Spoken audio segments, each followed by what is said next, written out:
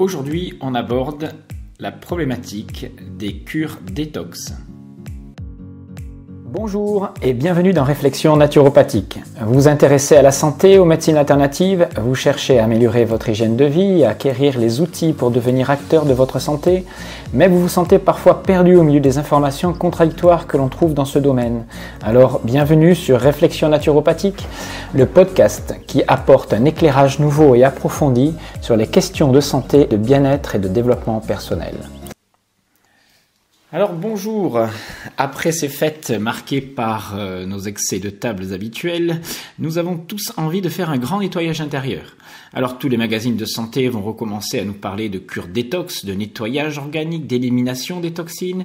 C'est l'époque où les plantes détox, les cures de jus, les monodiètes, les régimes dépuratifs reviennent à la mode et c'est à celui qui proposera la cure la plus efficace pour éliminer nos excès. Mais ce sont aussi les prescriptions prioritaires des naturopathes.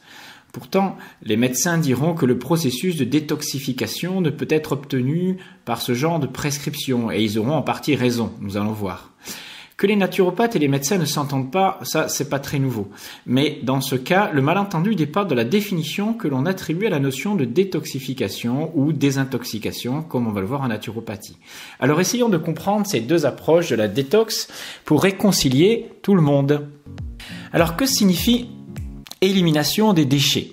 Alors pour les naturopathes, le retour à une santé optimale passe par, en grande partie, une cure de désintoxication différente de la détox, qui est un processus, nous allons voir tout à l'heure, interne au foie.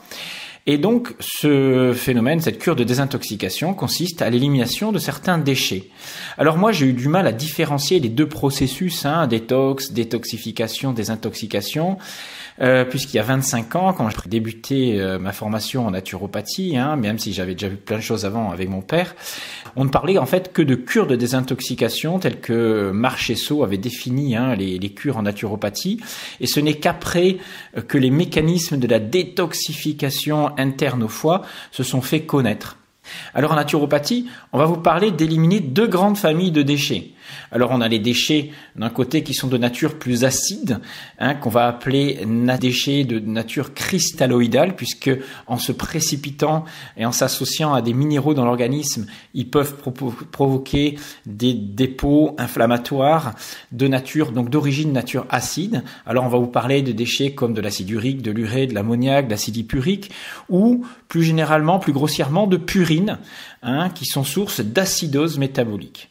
Et en général, ces sources de purine ont pour origine les déchets d'une alimentation très riche en produits soi-disant acidifiants, c'est-à-dire une alimentation très riche en protéines ou en alcaloïdes, ce qui n'est pas tout à fait vrai, on le verra plus tard, puisque même en mangeant par exemple des céréales, on produit beaucoup de fermentation qui aboutissent aussi à des déchets acides. Et puis, il y a l'autre famille de déchets, les déchets de type colloïdal, c'est-à-dire des déchets qui vont plutôt surcharger, créer un épaississement du sang, et ce sont des déchets qui seraient issus du métabolisme des sucres et des graisses. Alors on va plus parler de pléthore, de surcharge, avec une définition un peu moins scientifique. Alors, toutes ces toxines, ces déchets sont issus du métabolisme et sont naturellement éliminés normalement par nos organes au niveau émonctoriel. Alors, des organes émonctoriels, c'est le foie, l'intestin à travers la bile et les selles. C'est l'urine qui est éliminée par les reins, la sueur qui est éliminée par la peau et puis le CO2 et d'autres mucus éliminés par les poumons.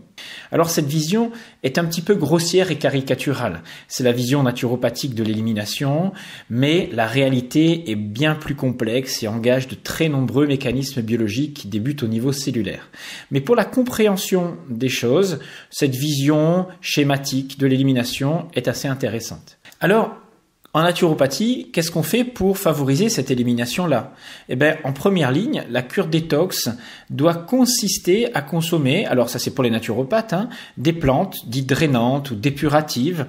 On va adopter parallèlement à ça une alimentation restrictive, la plus vivante possible, pratiquer de l'exercice physique, et à ces techniques de base, on va ajuster des techniques naturelles de santé comme l'hydrothérapie, la respiration, etc. Et bien sûr le repos qui est indispensable pour économiser de l'énergie vitale. Tout ça a pour but de stimuler l'effet émonctoriel, c'est-à-dire l'effet d'élimination du corps et la régénération tissulaire, même si c'est surtout l'effet émonctoriel qui est recherché ici. On va parler alors de stimuler les émonctoires, stimuler la rein, la peau, les poumons, les intestins. Mais il ne s'agit en fait là que de la dernière phase d'un processus d'élimination qui a commencé dans les cellules, puis dans le foie. En effet, la plus grande partie du nettoyage interne de notre organisme se déroule en réalité au niveau hépatique. En fait, les déchets, toxines, qui sont au niveau du rein, c'est-à-dire déjà dans vos urines ou dans votre intestin, au niveau de votre peau, vont forcément finir par être évacués. Quoi que vous fassiez, pas besoin de stimuler les organes de l'élimination, sauf bien sûr si vous êtes un peu constipé ou si vous avez une insuffisance urinaire ou une peau qui ne transpire jamais, bien sûr. Mais le problème ne relève pas d'une insuffisance organique. On ne stimule, n'oubliez pas, un organe aussi, ça c'est une précision que j'apporte, que s'il n'y a pas d'inflammation ou de pathologie sur cet organe. Prendre des diurétiques si on a une néphrite ou prendre des plantes biliaires en cas d'hépatite est complètement illogique et dangereux. Donc, les cures naturopathiques vont alléger la charge de travail de l'organisme un petit peu et accompagner le travail d'élimination. Mais attention, je répète, que ce travail d'élimination au niveau émonctoriel n'est pas très important puisqu'en réalité, tout ce qui se passe au niveau des émonctoires se passera de toute façon. Alors, là où il faut intervenir pour favoriser ce qu'on appelle la détox réelle, c'est de permettre à l'organisme d'améliorer son travail hépatique, c'est-à-dire l'ensemble des processus, des mécanismes de détoxification au sens médical du terme, parce que c'est un terme médical. Les étapes de la détoxification, d'ailleurs, étaient très bien étudiées en physiologie, et nous allons les voir ici. Donc, retenons qu'il y a désintoxication, élimination émonctorielle par utilisation de techniques naturelles de santé, et il y a les processus internes physiologiques que nous allons découvrir maintenant au niveau du foie. Alors le foie, c'est l'organe clé de la détox. D'abord, vous savez que le foie a d'innombrables fonctions, certains disent plus de 500, d'autres plus de 1000. En tout cas, l'une des fonctions principales, c'est que le foie filtre le sang pour éliminer des toxines les plus importantes de l'organisme. Il est chargé par exemple, de neutraliser les bactéries, certaines endotoxines, des complexes antigènes anticorps, ainsi que de différentes substances toxiques pouvant provenir des intestins. Un foie en bonne santé élimine pratiquement 100% des bactéries, des toxines, des métaux lourds avant qu'ils ne rejoignent la circulation générale. Le foie élimine du sang des substances aussi néfastes que l'ammoniac ou d'autres toxines, puis les dégrade et les transforme en des composants beaucoup moins dangereux. Il s'agit en fait d'une neutralisation ou métabolisation.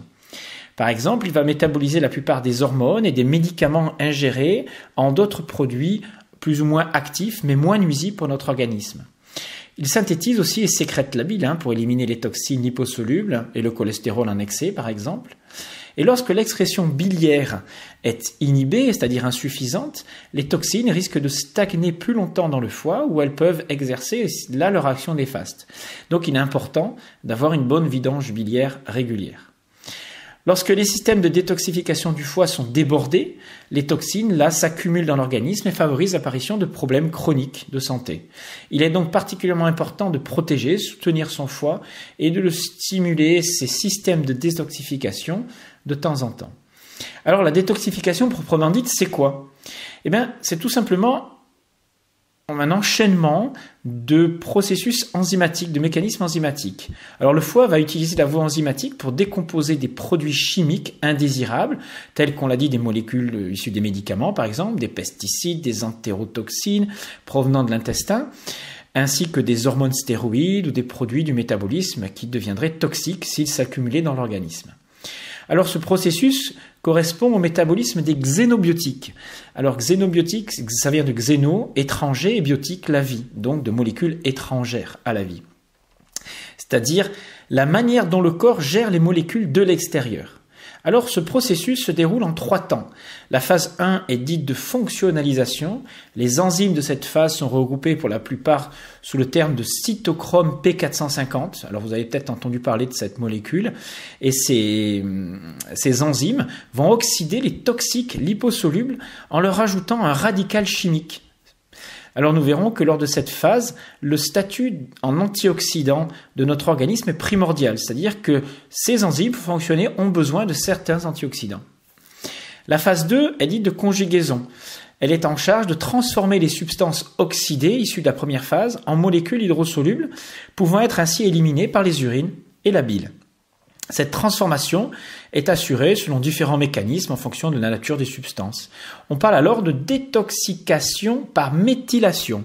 Voilà, c'est des termes un petit peu scientifiques, mais c'est pour vous montrer que c'est des choses qui ont été totalement identifiées en physiologie. La phase 3, c'est des glycoprotéines qui vont attraper les molécules hydrosolubles qui ont été transformées dans ces phases 1 et 2 et qui vont les éliminer via les reins et la bile. Donc, c'est-à-dire via votre urine et votre bile via l'intestin. C'est cette phase que les naturopathes ont tendance à activer en stimulant l'élimination hémoctorielle. Mais sans, vous avez compris, la phase 1 et 2 de détoxination préalable, cette stimulation est complètement inutile. Alors, cette voie enzymatique de détoxification produit une grande quantité de radicaux libres. Ce sont des molécules très agressives pour l'organisme, qui agissent sur les cellules, qui sont nécessaires dans les processus d'oxydation, mais il ne faut pas qu'on soit débordé en produisant trop de radicaux libres. Alors, dans le foie, il existe des antioxydants qui vont neutraliser ces radicaux libres. Le plus important, c'est le glutathion, qui est indispensable au bon déroulement des phases 1 et 2 de la détoxification. Alors, lorsque les toxines arrivent en quantité trop élevée dans le foie, la production de radicaux libres est tellement importante que la totalité du glutathion disponible est consommée au cours de la phase 1 pour les neutraliser. Si les niveaux de glutathion ne sont pas rapidement reconstitués, les processus de toxification de la phase 2 vont s'arrêter ou être plus difficiles, avec pour conséquence des réactions toxiques provoquées par des substances intermédiaires issues de la phase 1. Alors heureusement, nos réserves de glutathion sont normalement rarement épuisées, mais on verra qu'une alimentation adaptée permet de les maintenir suffisamment élevées. Alors un petit mot sur la chélation des métaux lourds. C'est-à-dire que la panoplie des actions de détoxification hépatique ne saurait être complète si on ne parlait pas de la fameuse chélation, c'est-à-dire le fait que nos métaux lourds sont neutralisés, enveloppés, enrobés dans des molécules chélatrices qui vont les neutraliser. Alors cette chélation consiste à utiliser des substances organiques ou un agent chélateur qui se lie donc à ces métaux lourds, comme par exemple le plomb, le cadmium, le mercure, etc., pour former un complexe beaucoup plus stable, inactif et soluble qui peut aisément être éliminé par les voies naturelles. Voilà donc tous les mécanismes qui se déroulent au niveau du foie et c'est ce qu'on appelle la détoxification. Alors, quels vont être les moyens d'améliorer ces processus de détoxification ? C'est ce que nous verrons donc dans notre prochain numéro. Mais juste avant, je voudrais conclure en précisant que ce ne sont donc pas les cures de jus, les fameuses monodiètes de fruits, les smoothies, tout ce qui est un petit peu à la mode dans tous ces régimes détox qu'on vous propose, qui sont susceptibles d'améliorer cette phase de détoxification. On verra que indirectement, bien sûr, qu'en faisant des monodiètes de jus, de fruits, vous réduisez les apports caloriques et que cette réduction peut jouer sur ces processus de nettoyage interne, mais on ne parle pas là de détoxification, on va juste parler d'allègement du travail digestif, de petits effets laxatifs, mais de toute façon, ce sont des choses qui auraient fini par s'évacuer. Voilà, donc bien être clair, la désintoxication en naturopathie n'a pas le même sens que la détoxification en termes médicaux. Nous allons voir donc la prochaine fois comment améliorer ce deuxième processus. Je vous dis donc à très bientôt, abonnez-vous, allez consulter nos programmes de séminaires sur alsacenaturo.com et on se retrouve très bientôt. C'était Jean-Brice Tivan.